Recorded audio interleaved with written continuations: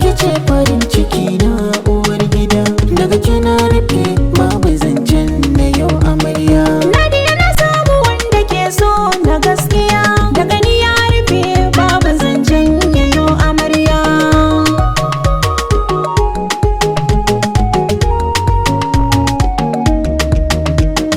Nadia ke ce farin ciki na ambato, zuciya da hankali gare ki sun karkato, a cewa zai ba da zuciyar shi sai na fito. Mai soyayyar da nake miki ba ta kwatanto, mun kai makura in kun ji bayani na a rayuwata, da komai ma a misalta na kan san ki ban ki ba.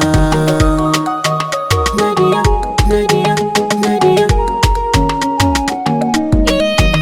Ba wasa na amsa kiranka, ba jayayya damina da kaka, in kuma za ka zo ina jiranka, masoyi na wanda bai da tamka.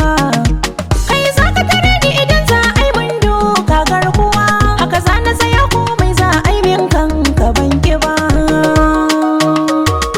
A'a ban ki ba. Soyayya ce ta saka ban ganin laifin Nadia, ko ina ɓacin rai in na gano ta saka ni dariya. Ma na gajiya in yi mata da girman ɗawainiya, ba zan ko saboda ke a cikin tarayya. In dai har ina nan baki yin jinyar zuciya, wa zai mai gurbi na ki a gona shi ne ban gani ba. Nadia na samu wanda ke so na gaskiya, daga ni ya rufe babu zancen yayo amarya.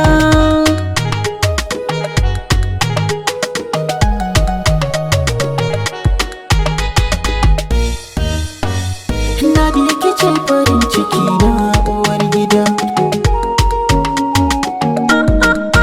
A duniya ban ga kamar shi masoyi ba, da daɗi ko wuya ba zai guje ma ba, in ka mata hanya ba zai ki nuni ba, wanda ya samu wannan ya gode raba. Ni na samu taugata in nuna muku marhaba, komai ta hada ba mu kusa gunta ban gani ba. Nadia, Nadia, Nadia. Idan za a kwatanta shakuwa tantabaru, da shi aka ambata fage na dabaru, mutum mai yin tambaya shi zai